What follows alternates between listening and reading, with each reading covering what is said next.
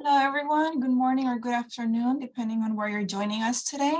Thank you so much for joining this webinar. Today, we're going to be presenting about the use of community health workers in SDOH screening. This is brought to you by the National Center for Health and Public Housing. My name is Fide Pineda, and I am the Training and Technical Assistance Manager here at CHWs, and I will be helping moderate today's webinar. Today, we also have the honor of the presentation by Dr. Kevin Lombardi, who is joining us today as well. Thank you. And then just a few housekeeping items before we get started. Just a reminder that all participants are muted upon entry. Please make sure that you engage in the chat. If you have any questions or any comments that you would like to share with us today. Also, during the webinar today, we're going to have some questions about the material. So in case we don't have enough time to verbally express the answers for those questions, please make sure that you also provide your answers in the chat as well. Please make sure that you also raise your hand if you would like to unmute. The meeting is being recorded and the slides and recording link will be sent via email to everybody. So the mission of the National Center for Health and Public Housing is to strengthen the capacity of FQHCs that are funded by public housing primary care health centers and other health center grantees by providing training in a range of technical assistance. The National Center for Health and Public Housing is supported by the Health Resources and Services Administration and is also a national training and technical assistance partner that is financed 100% by this grant. The information or content of today's presentation are those of the author only. So this is just some brief background information about health centers that are close to public housing. As of 2021 health center data, there are over 1,300 federally qualified health centers that serve to 30 million patients. 458 of those FQHCs are in or immediately accessible to public housing that serve to 5.7 million patients. And of those FQHCs, 108 receive PHPC grants that serve to 911,683 patients. And then in terms of public housing demographics, this is just a brief overview. As of 2022 HUD resident characteristics report, there were 1.5 million residents, 2 persons per household, 38% that were disabled, 52% that were white, 91% low income, 43% that were African American, 26% Latinx, 19% elderly, 36% that were children, and 32% that are female-headed households with children. So for today's learning objectives, we will be reviewing the latest data on research. And also we're going to be examining the validated screening tools that can be utilized by CHWs, describe the strategies and the utilization of screening tools within historically marginalized communities, and examine real-life situations and clinical cases in order to illuminate how CHWs can improve efficiency, patient satisfaction, and patient outcomes. So now I'm going to pass it on to Dr. Kevin Lombardi, who is also going to give a brief introduction. Hi, everyone. Thank you for your time today. Thank you for your service to your communities and for your interest in this very important subject. My name is Dr. Kevin Lombardi. I'm a physician epidemiologist in internal medicine. And I've managed the integration and use of CHWs into a variety of contexts, both domestic and international. CHWs have been a cornerstone of my healthcare management experience and have made my life and the lives of my patients much easier over the years. So I will be expanding this slightly today beyond SDOH. And the reason is because CHWs do not work in a vacuum and SDOH does not impact health in isolation. So we'll take a more systemic look at this. We will be expanding SDOH in context. And my tone will be to make an argument for the use of the CHWs and SDOH screening and in general health center use throughout your system and community.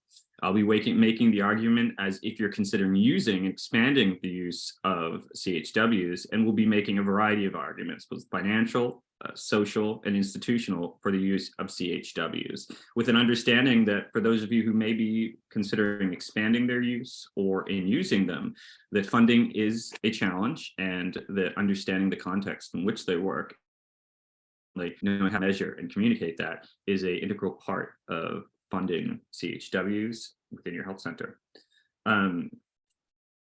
Next, please, Vijay. In my own experience, touring health centers throughout the country in my role here, one of the main issues preventing the integration of CHWs into practice is that they're non-billable professionals. That's it is a systemic barrier that I hope will change someday, but it's a reality of our situations now. If one considers this in the context of the increasingly uncertain financial world that we all work in, the funding and use of CHWs is something that's a threat throughout the country. I'll be presenting a variety of arguments to you as to why they're important and why they're, if anything, now we should be expanding their use. And I hope you'll integrate these arguments into your own communications with your boards and with your grant givers as well. Some things to consider before we go forth is that grants are often one of the best methods of funding for your institution, and in a time when with state and federal support may be increasingly uncertain, needing to find grants and needing to rely on grants is a realistic part of all of our lives. The CHWs arm you for this. They provide data, and they provide the tools to increase your patient numbers and both the subjective and the objective experience of both your professionals at your institution and the community members that you serve. For those of you who are using CHWs or who are considering using CHWs, collect data on their use whenever possible. CHWs can collect data on their own use within their practice. What are they doing? How many patients are they seeing? And what's the impact? This is an integral part of understanding and validating their use within your system, but it's a big part of the funding as well. If they're part of a grant application, there's going to need to be an objective as well as a subjective argument. If you don't collect data from the beginning, making that objective argument is very difficult. If you do collect data from the beginning, you'll be in a uniquely strong position to make the argument for your health center and for your population. The third is realize the external benefits of CHWs. In my experience, the benefits of CHW are understandably mostly articulated in terms of how they help the community, how they network health centers to community, how they support vulnerable communities, and how they allow access into communities that may be historically marginalized. This is all true, and these are the most important parts of their integration. But there are other things as well. In my experience speaking to health centers who have recently brought on CHWs, one of the things I hear most frequently is that the use of CHWs throughout their system increases provider satisfaction. And I don't mean CHW provider satisfaction, I mean satisfaction throughout their systems, for their physicians, for their nurses, for the administrators. The things that CHWs do don't just add a net benefit to, aren't just a net addition to the services you provide. They critically support everything in your system, from bringing patients in to supporting patients to communicating to them, making sure they have follow-up. These are all things that can be frustrations for physicians, for nurses, and they're also things that physicians and nurses are not many times trained or qualified to deal with, and more importantly, something they do not have the time for. CHWs can allow you to focus your health professionals more on the specific technical things they do, and that's tied very strongly to provider satisfaction. I don't know a single health center in the country that isn't struggling with staff retention right now. CHWs are an important tool in keeping your staff happy and healthy and keeping them with you. The unique strengths of CHWs, I like to think of them in a physical way as they increase the surface area of you and your community. And finally, the system benefits. Satisfaction of health force, I've gone over that already. Next one, please. So we'll be doing a quick overview of the community health workers. What is a CHW? What do they do? What do they work? Where do they work? How are they utilized for SDOH screening? And how can this data be integrated into other aspects of patient care? Next, please. So community health workers are a bridge to healthy communities, and they really act as a conduit to parts of the community and parts of the population we serve in ways that are very difficult, if not impossible, for other healthcare professionals within the working context of a health center. One moment. And I'd like to make an argument for how you should conceptualize your health center systemically that may help to visualize the use of CHWs better and also visualize your interaction with the community. And when we think of health centers, we often think of them as systems, and your health center may have relationships with specialists throughout your area. It may have relationships with different hospitals throughout your area, oftentimes with universities or residency training programs to bring physicians and expertise into your health center. These are important networks that we spend a lot of time to develop and keep. But there are also networks that are within our control. I'd like to conceptualize another layer of networks that your institution interacts with, which is the various community, social, religious, and other networks that interact with your center and interact with your system. So the thing with these social networks, groups of patients, different cultural groups within your catchment basin, different social groups within your area, they have independent relationships with both the health center and each other. Now, I don't think I need to make the argument that the populations seen by health centers in this country are uniquely complex. They're uniquely complex and difficult to understand for outsiders. Community health workers allow one of the best ways to get access to that. They allow some of the best ways to understand it, and they provide some of the best ways to bring data in that both helps your institution and helps your patients as well. The different networks that interact with our centers are often invisible and difficult to conceptualize. There are some that you may not even be aware exist because they're hard to see or it's difficult to access from an outsider.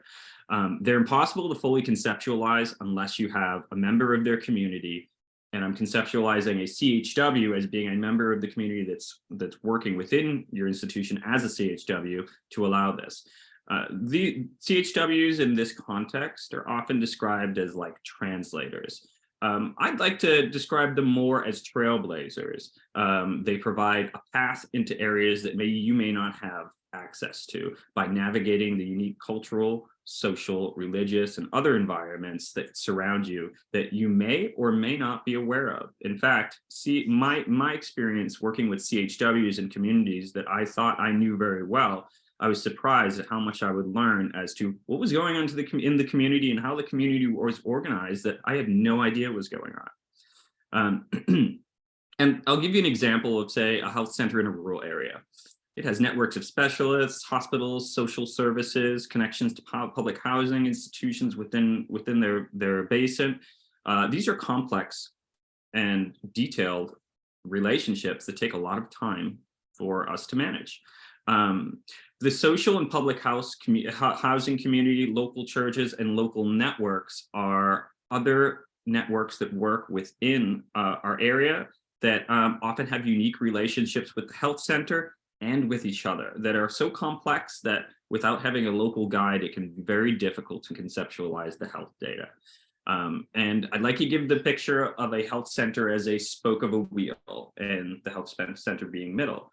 Don't forget that most of the spokes are not visible and they're not within your control. CHWs allow the potential to access these and to control them at least a little bit. Next one, please. Community health workers serve a unique value in healthcare and public health systems. They spend more time with individual families in their home, community, or clinical settings. One of the biggest frustrations I have with my patients is that I don't get enough time with them. I don't get to understand their lives, and that's pretty critical data for me when I'm thinking of how I can take care of someone. What can I realistically prescribe to them? Am I understanding and being respectful to their social situation? These are very difficult questions that I have every time I walk into a room. If I were to have in my medical record a screening tool like Prepare already filled out, or notes from a community health worker, that is absolutely invaluable as a physician to be able to take care of that patient. That gives us better outcomes, and it makes me happier as a physician and more likely to stay at that health center. They provide connectedness, they provide credibility, and they provide commitment. Fide? Thank you.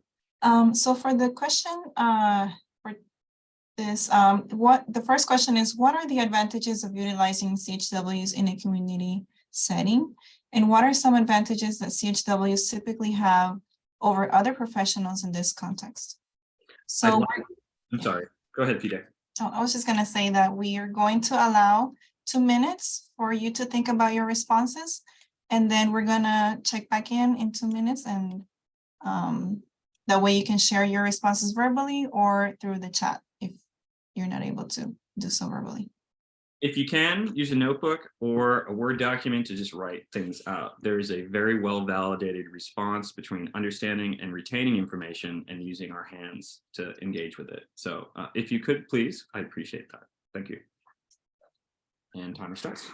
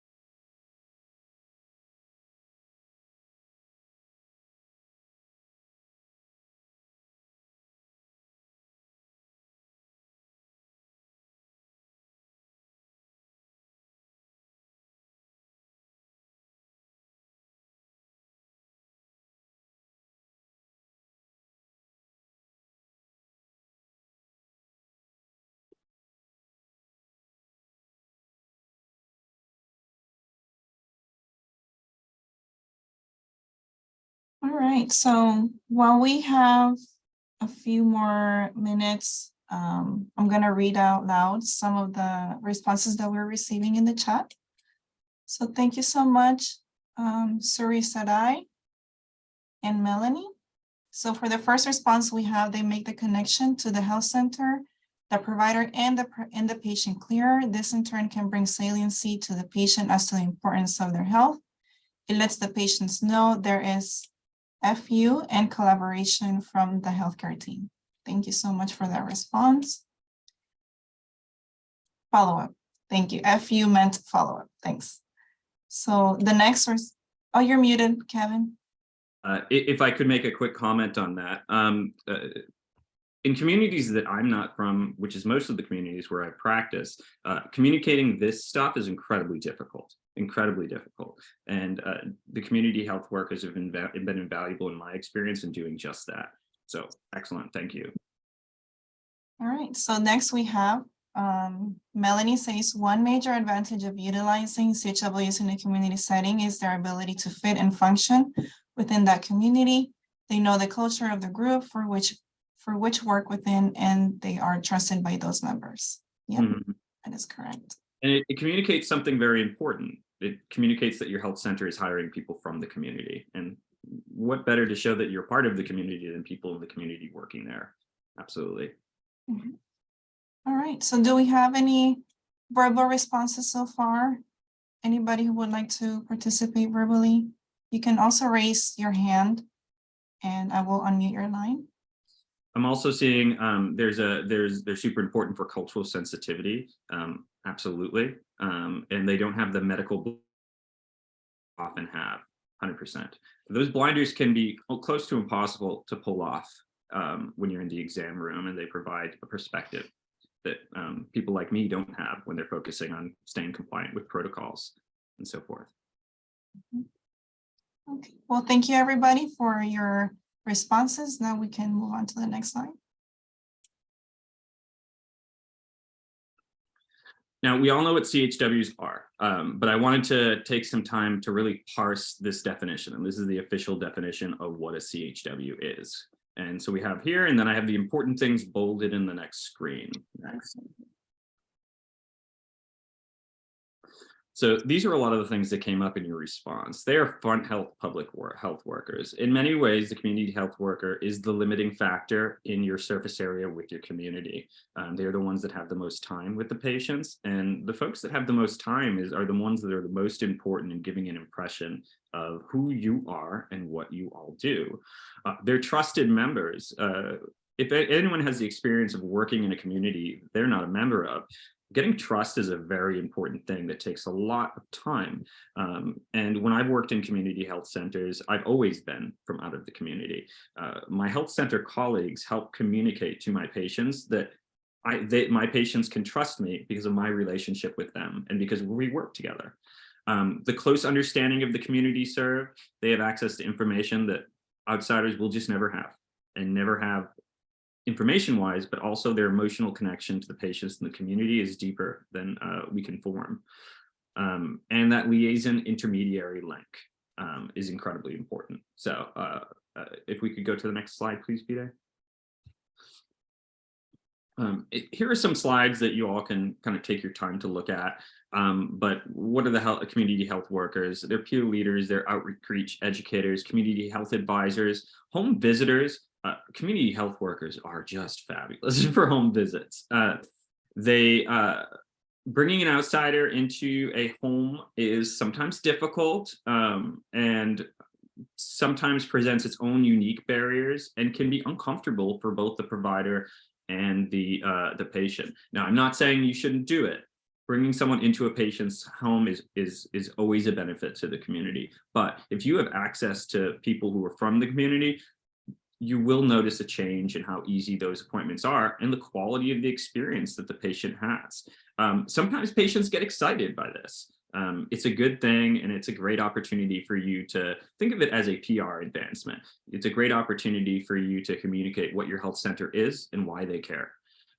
There's outreach workers, they're advocates, and for those of you who utilize community health workers, I would strongly recommend putting community health workers on your working groups, on your boards that make decisions, either your financial planning board or so forth, and empower them to have a seat at the table, because they will give you access to perspectives that may not otherwise be prioritized for those of us who focus on other things.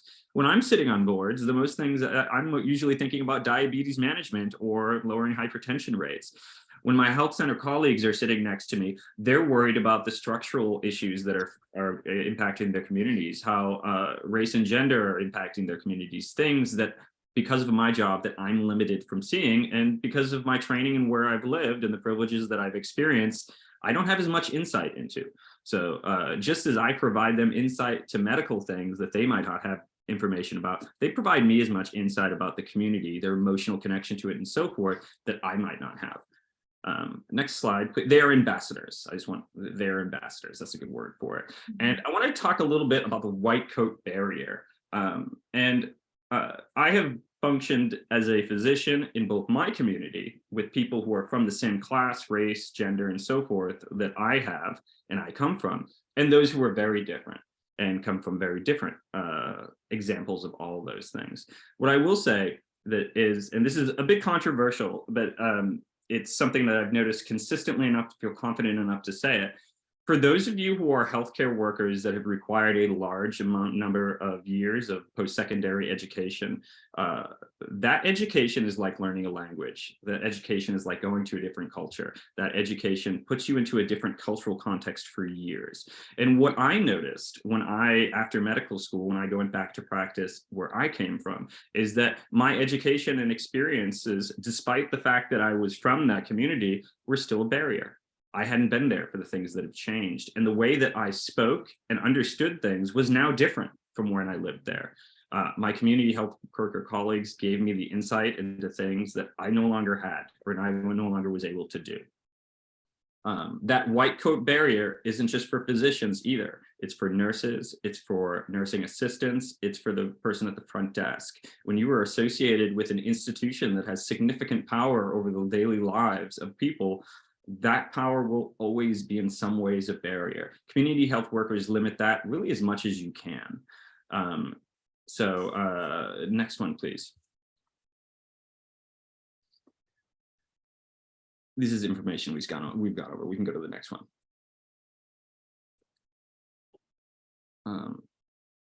Is there one with a guy with a lot of hats? Is that the last one? Let me check. Okay, go to that one and we'll go from there. The next, yeah, that one. So a case study in best practices from our colleagues at the University of Illinois. They have a large number of unhoused community members. And I'd like to make the argument of a community health worker as a benefit expert.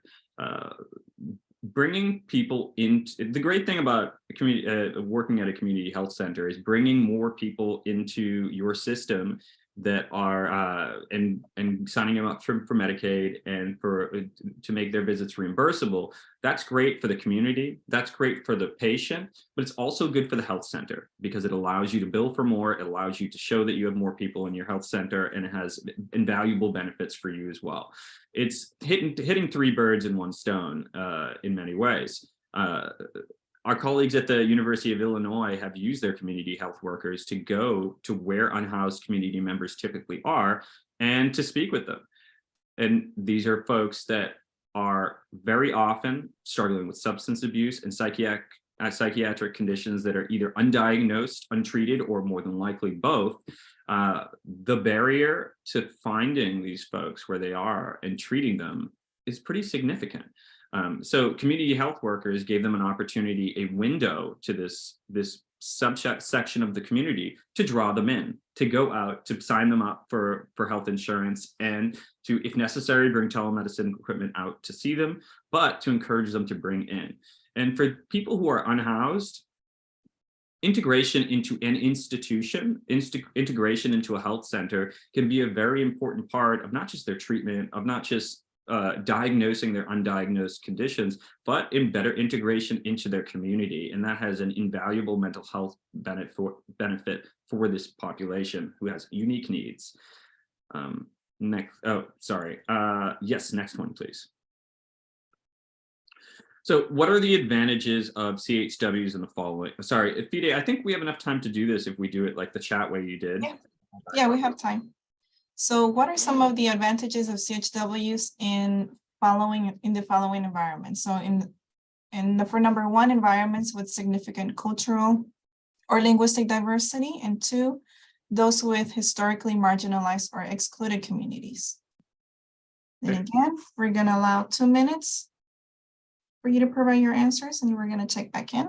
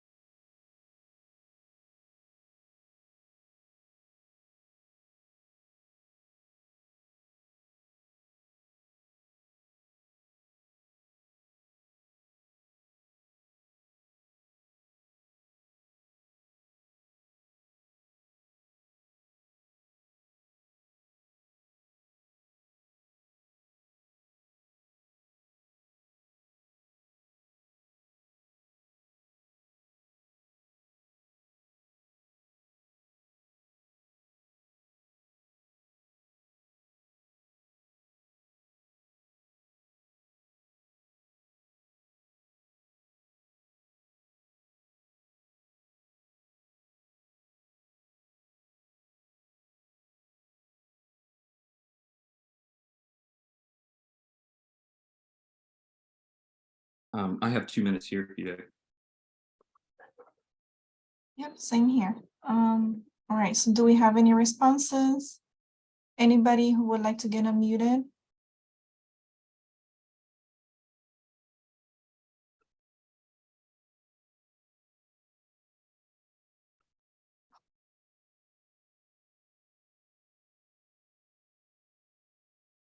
All right, we have a response in the chat.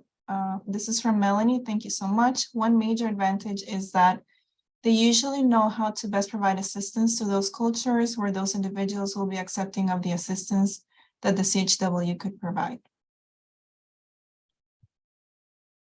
Oh, I'm not muted. Yes, absolutely. The cultural environments in our health centers are incredibly complex, and they're most definitely not just one culture. There's lots of them. Being able to navigate that's very difficult, and having a trailblazer, an ambassador to that, to inform you and to inform the patient about you is an important part of serving. Thank you. Okay.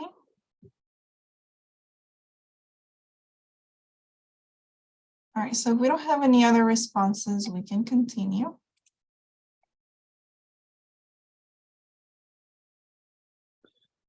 Okay, CHW and SDOH screening case study older adults using the Prepare survey. Now, many of you I know have used the Prepare survey before. It's one of the better tools available. It's validated and it's pretty quick to use. Now, this is often used by healthcare professionals within the exam room, but community health workers are uniquely trained to do something like this and also to understand the details behind it. For someone like myself, a physician who has a patient, before I see the patient, I take a look at the past visits, I take a look at the diagnoses, and I take a look at any other information that's come on recently, things from specialists, so forth, to inform me about the patient.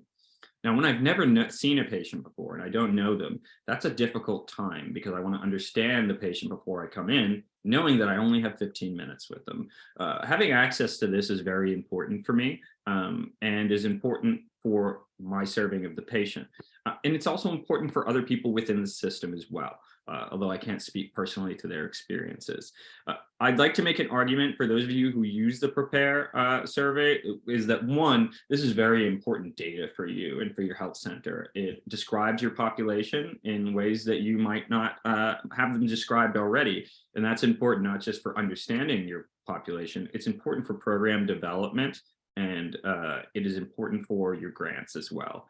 I would recommend that every facility, if they need to add questions to this, I would. And a good example is older adults, adding some questions about who they feel close to and so forth to understand social isolation and their risk for social isolation is something that some health centers have done who have a large number of older adults in their population, and questions about stress as well. Adding to validated tools when needed is something that I'd recommend if it helps. And making sure you collect that data is important, not just for serving your patient, but for the health of your institution and for your providers as well. Okay, so Kevin, before we move on, we did receive another response from our previous question. Would you like for me to read it out loud or? Please. Okay, so this is by Suri Sadai. CHWs can communicate medical information in a manner that is understood by a linguistically diverse population, non-medical terms that can explain the importance of care with sufficient detail that patients from that environment can trust because the CHW is someone they trust. And for those who have been historically marginalized or excluded, patients who may have an aversion to healthcare can feel safer accessing health services from a health center that CHW refer them to. Yeah, that's a big one, Fide. That's a really big one. I really struggle with this one and tend to throw the words that medically define things out. And because if you're trained in medicine, these are like just verbs that you use every day. They're nouns and verbs used every day. They don't seem like they create a barrier, but you'd be surprised for those who haven't had access to that education, how much of a barrier that can be. And just hearing those words can at times push people back and create a barrier. And for someone like me working in a community like this, my race and background in class already presents a barrier, regardless of what I do. My communication can be a further barrier as well. So this is an incredibly important point.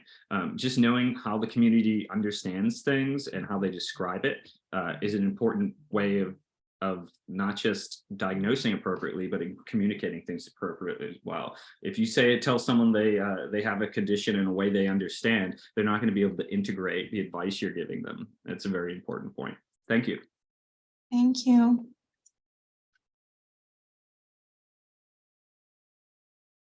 I won't go through all the details in this, but in the multidisciplinary team, in the context of this, CHWs are an invaluable resource. They provide the information that we don't have access to.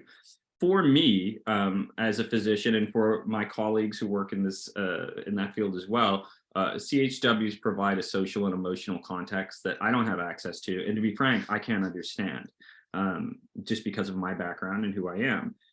Having someone at the table that can communicate that with me is incredibly important.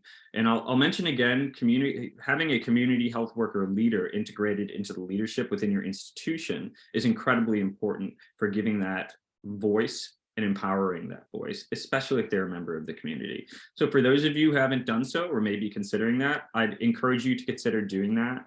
Integrating those voices can be invaluable in understanding your community, and they're invaluable also in communicating how your health center is appropriately reflecting the community you serve.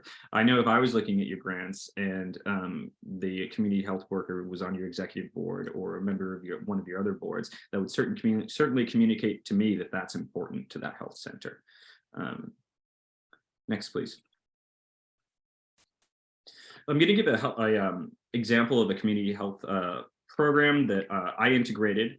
This is an international program, but besides the issues of how it was paid for, the complexities, the social and cultural complexities are very similar to some issues that you all might be experiencing. We ran a primary care system that was also linked to a small hospital. And our challenge was that we weren't able to bring enough patients in, or we weren't able to find them. This is a rural community, and most of the folks in the community lived very far from the health center. There was a barrier of transportation and getting them to our health center as well. So we created a program to bring the resources to them. We started by bringing doctors and nurses into the community, but found that we were still having issues bringing them in. Now, I found that challenging because these doctors and nurses were from the community and didn't understand the social barrier that they provided just because of how they spoke and how they dressed. So we started a community health worker program that hired local people from the community and trained them to give public health education to folks in the community. We integrated them into that process, but also integrated them into the public health education design process. What we would do is create protocols for them to educate patients that had hypertension, diabetes, HIV, and we created these and then gave them to the community health workers. We received feedback that a lot of the ways that we were articulating these things didn't make sense. They may have made sense to us, but to someone in the community, it did not. That answered to me why we're having some issues with follow-up and why we're having some issues with getting patients to come in, because even my doctors and nurses weren't able, and this was in Haiti, they were not able to speak appropriately to the patients because of the barriers that their class and their jobs presented.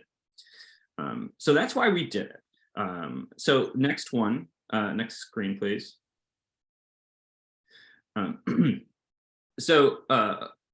just to take a step back, when one is designing a program, going through a validated program development process is a really important part of having control of the program, integrating it appropriately and making sure partnerships are integrated appropriately, but also in measuring how effective it is.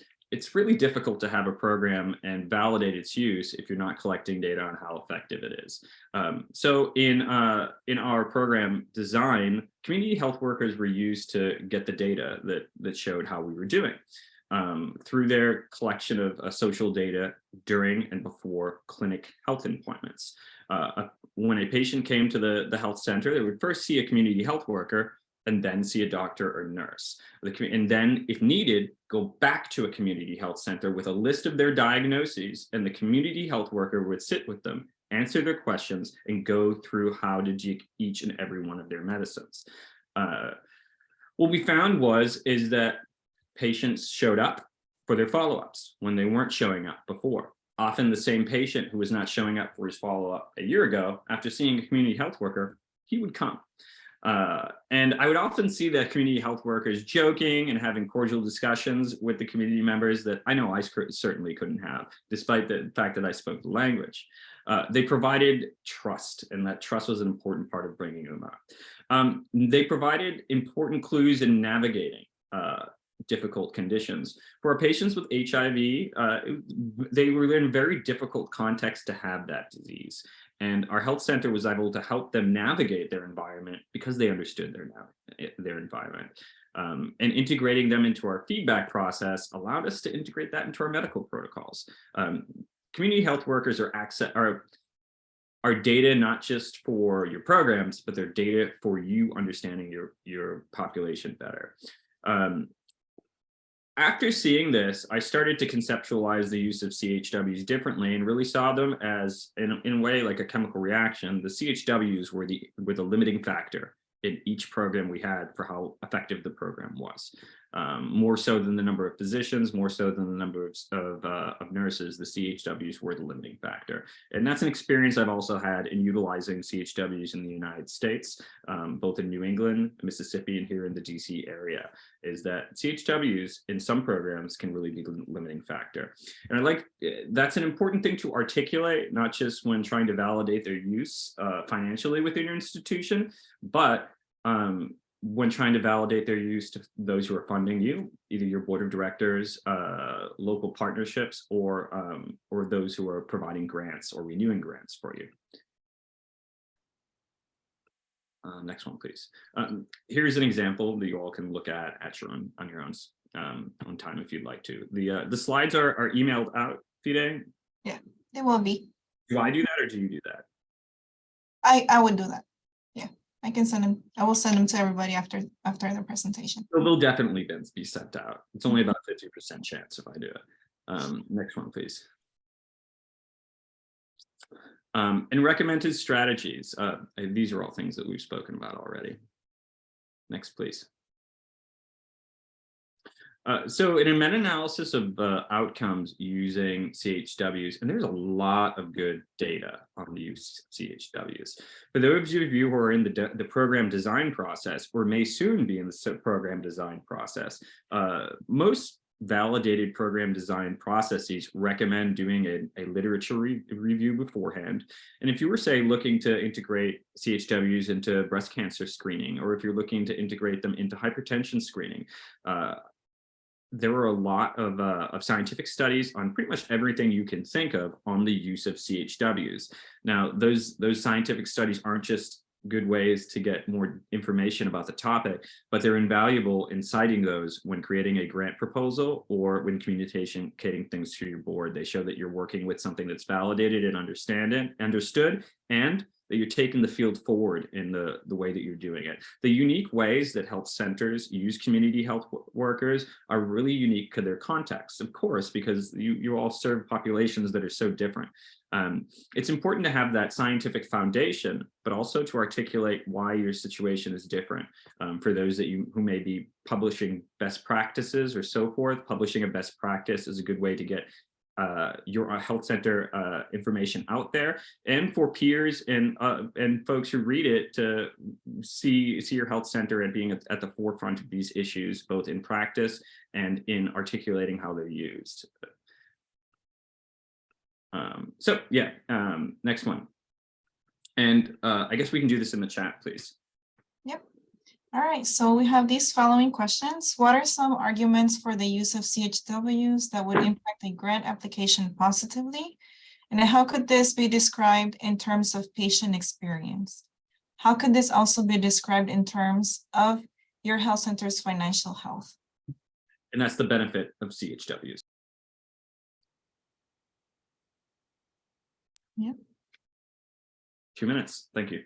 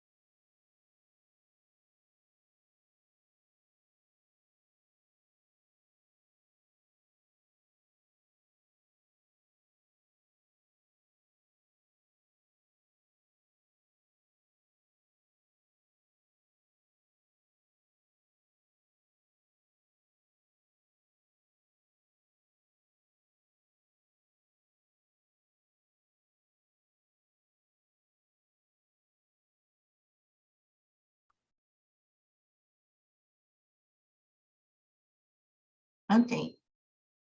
So do we have, oh yeah, perfect. Thank you so much, Suri Sadai. We have a response. Use of CHWs benefits patients, community members, and the financial health of the center. They can increase access to the health center, health services, patient retention, patient adherence to meds, etc. Overall, it's an investment in the community of care and finance of the health center. That's a really good way to conceptualize it as an investment. I really like that. That will be in the slides next year. I'll cite you for it. But I really like that. So it makes me uncomfortable sometimes talking about CHWs in terms of like how they financially impact health centers, because in just the way it just makes me uncomfortable having to validate that financially when it's so important to the reality of my patient's life. But the reality of the context that we live in is that we need to do that in order to be able to fund it. So understanding their use in terms of how they can help your institution is important. For those of you who have used grants before to fund community health workers, being able to articulate that in both a subjective and an objective way is incredibly important. So in terms of patient experience, that's clear, right? In how a health center improves patient experience, something we've reviewed extensively, and I think all of you may know very, very much better than I do. But how this affects your patients, your center's financial health, sometimes can be more difficult.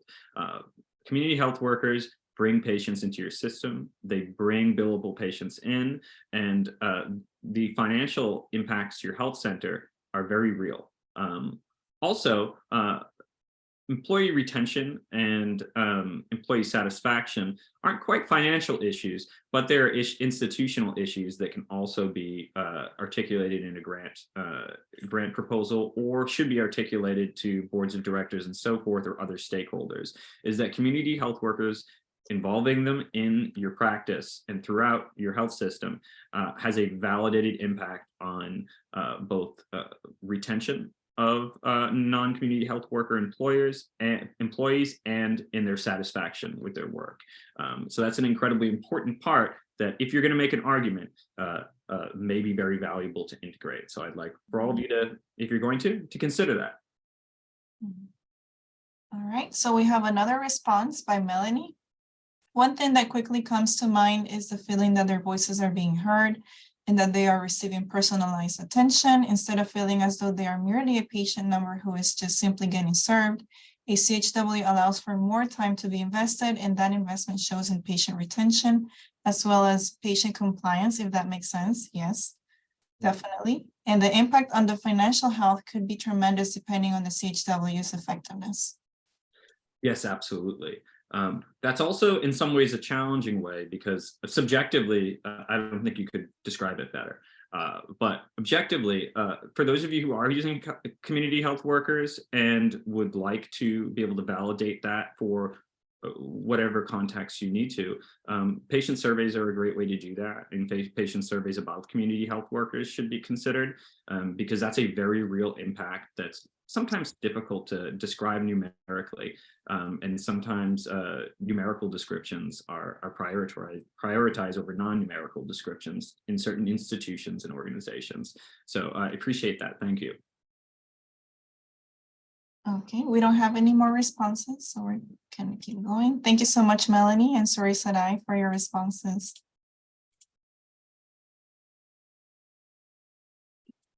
So some of the research areas where there's the most validated data on using community health workers in the community center are as shown.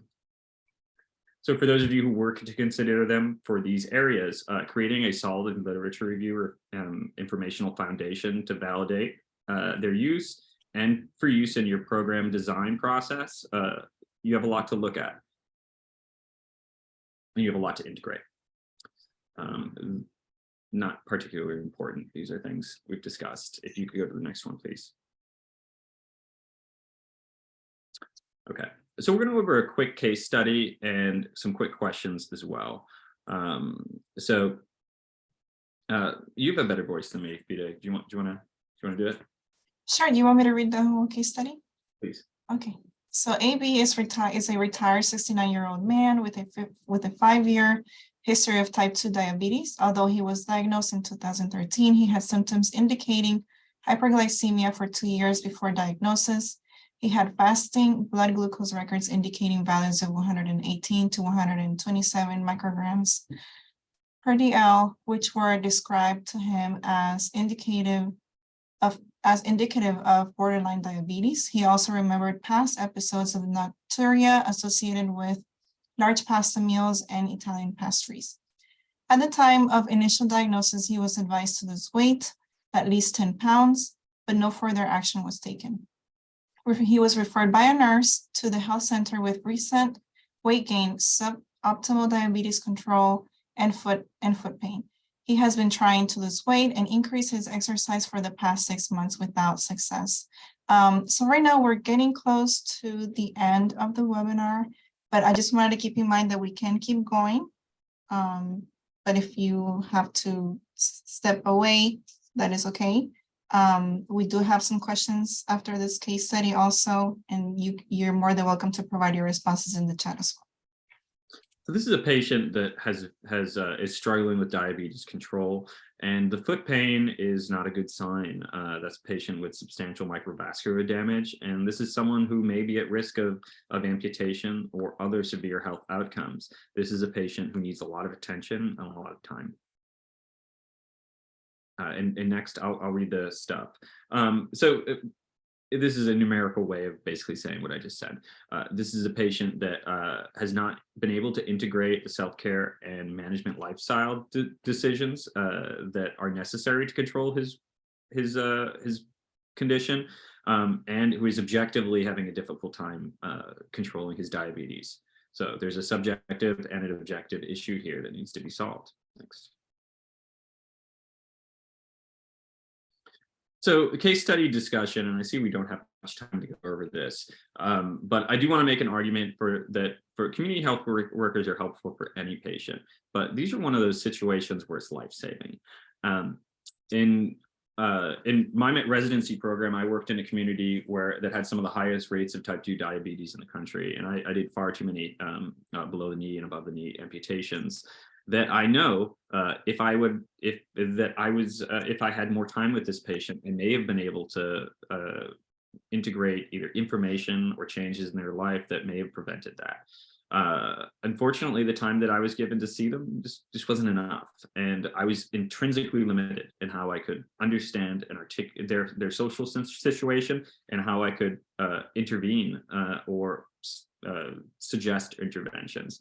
This is a patient that would do very well for home visits, and that would be particularly important in reversing some of the damage that has been done and leading to better health better health outcomes objectively and a better life experience subjectively for this patient. I think if anyone has any answers to these questions now, I would appreciate them, or any insight about that. And we'll just take a minute, I guess. Sure. So do you think I should read? Okay, just in case you would need to hear the questions. Oh, we do have a response actually. So as a former, oh, this is from Suri Sadai, thank you.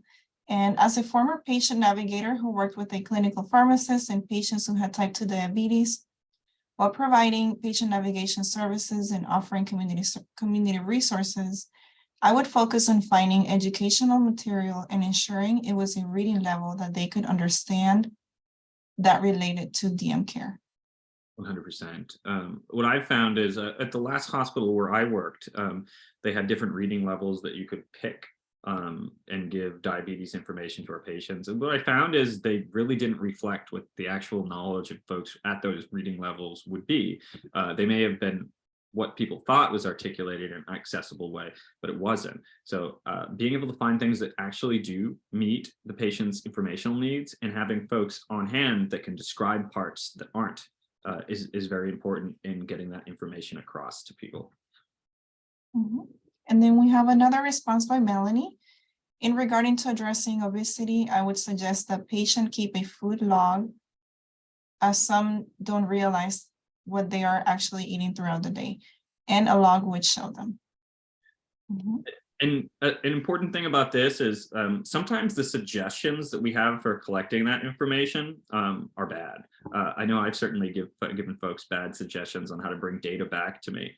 Having a community health worker that can follow up and make sure the information is being taken, but can also make the argument for it being taken and can help the patient pick a good way to capture that, either a log or something else, is an important part of that. Yep. And we have another response as well that says, this is in continuation to Melanie's response in regards to socio-demographic factor. It could be that some of the obesity issues actually have to do with their culture. That's a very good point. I know that in the United States, a lot of our obesity issues are intricately connected to our culture. And for those of us who are in diverse areas, that may be for various reasons. And sometimes if you're not from that culture, it's really hard to understand that. Really hard. Mm-hmm. Yep. Would you like for me to read the other response, or would you like to continue? We can just do the last one, please, and then. Okay. All right. So this is by Suri Sadai. Health education is critical. Even a basic understanding of why it's important to have A1C under control as it relates to other conditions that sugar does affect, especially in regards to the case study. I had many patients suffer nerve damage. Wow. Mm-hmm. And we should definitely take into consideration for food deserts, food swamps. Yes, these are consistent issues. And when I hand patients their labs and try to explain them, I really struggle with that at times for patients that don't have some of the education or baseline understanding of what those labs really are. To most people, they're just numbers and letters, and having someone describe it to them who isn't able to explain it at their level of understanding is a significant barrier to integrating those numbers into actual practice. So even something like A1C is one of the lab numbers that I think people struggle with with most. It's kind of a complex number, and why it goes up and why it goes down can be a challenge to understand even for folks who are trained in healthcare. So to keep that in mind is very important. And I think we're at 2. Before we go to questions, for those of you who need to jump off, please do. If any of you have any things that you would like to teach me about, my information will be on the next slide. I would certainly appreciate that. You all are the experts on this topic, and if you do have something, please share. And just to thank you for serving your population and serving your community, and for taking the time to listen to us. We appreciate it. Thank you. And if anyone has a question, pop a hand up, and I'll be here for a moment. Yeah, thank you, everyone. And in the meantime, if you have any questions, also Please make sure that you visit us at nchph.org, where you can find information about public housing primary care weekly updates, information about our most recent webinars, learning collaboratives, publications, toolkits, and our interactive maps.